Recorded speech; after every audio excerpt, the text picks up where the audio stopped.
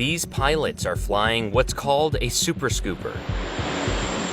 At around $30 million, it's one of the most expensive aerial firefighting aircraft ever made.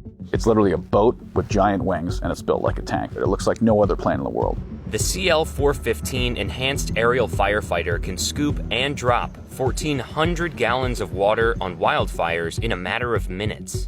Compare that to this 1970s plane, which could only drop 200 gallons of water at a time. $30 million is very expensive for any aircraft. However, it's actually the most cost-effective aerial firefighting asset.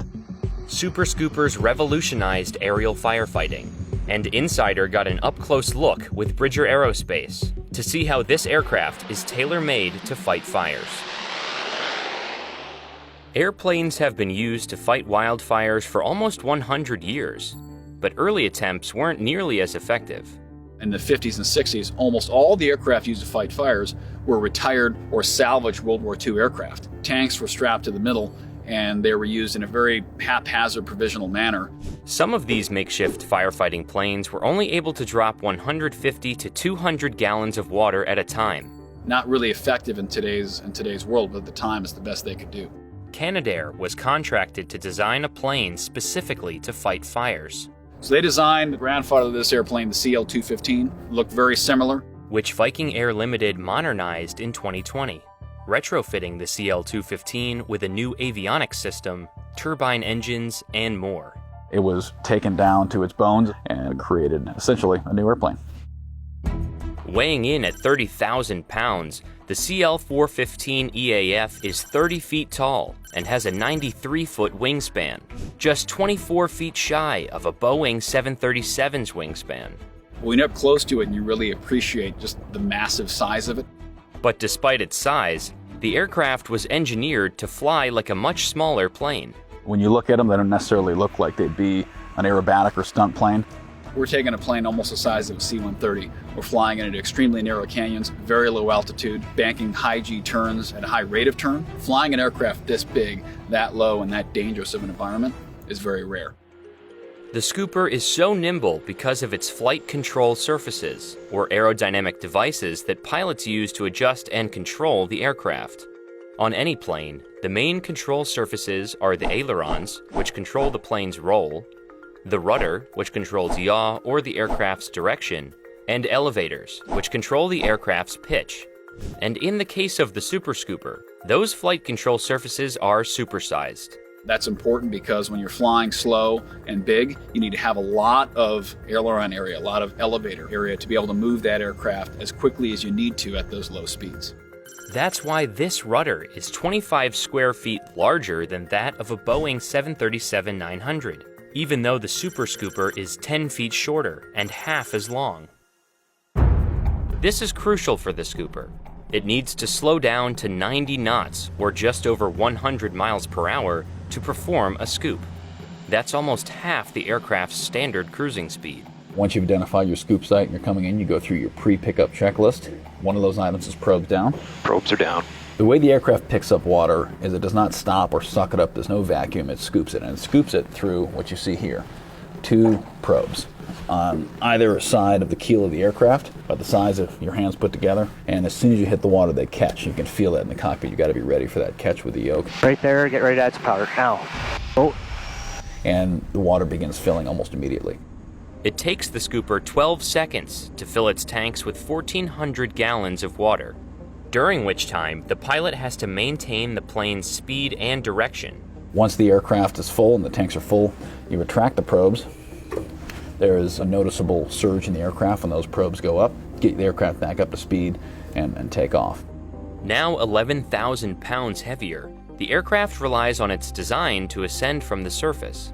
If you look at the wing, you can see it has a very large curvature to it. That's called camber, which creates an enormous amount of lift. But aerodynamics aren't the only factor involved. The plane is outfitted with turboprop engines that generate more than enough power to lift it off the surface. They make 2,380 shaft horsepower each side. These engines are extremely durable. You never want to hit anything with them, of course, but if it's ash or debris being pushed up through the thermals of the fire, these engines are going to chew right through that and keep running. All that enables the scooper to ascend back up to its previous altitude in roughly 3 minutes. Scooper 282 is inbound, loaded for the drop.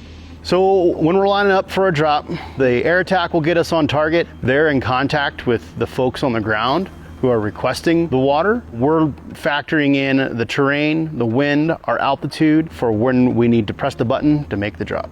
When the pilot is ready to drop the load, they'll press the water drop button. And 3, 2, 1, drop. Opening the drop doors on the keel and releasing 1,400 gallons of water. Loads away. It only takes 2 seconds for the aircraft to drop its entire load, a very short window for the pilot to work with. There is no targeting computer. It's all by feel and by experience. But the Super Scooper's high-lift wing and turboprop engines allow it to attack forest fires from a lower altitude and speed than other firefighting aircraft. While planes like the 747 Supertanker and DC-10 make drops from between 200 and 800 feet, the Super Scooper can do so from as low as 100 feet above a fire. When you're fighting fire at low altitude, flying through mountains and smoke and trees, having the ability to quickly adjust to terrain variations, other aircraft in the area, or obstacles that emerge through the smoke is very important. After performing the drop, the scooper can simply head back to the water source to pick up another load, rather than refilling on the ground. So from drop to drop, it really depends on how close our water source is. But I've been on fires where we're dropping a load of water every 6 minutes. The aircraft can go up to 6 hours between refuels, depending on conditions, meaning it can fight fires longer than other aircraft that need to refuel every 2 hours. Although the sticker price on the aircraft is very expensive, it can deliver 150,000 gallons in one service day compared to a more traditional tanker that can oftentimes only do a small fraction of that. It's actually the most cost-effective aerial firefighting asset. And with a paint job like that, it can be hard to miss.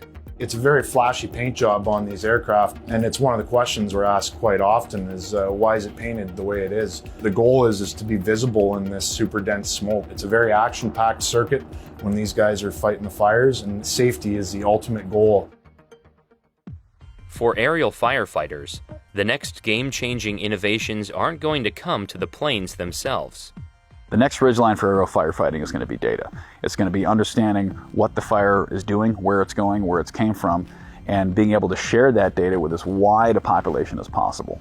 That can better inform our aerial response, better inform the ground response, and make sure that those citizens affected by the incident are giving the best information possible to protect themselves, their families, and their livelihood.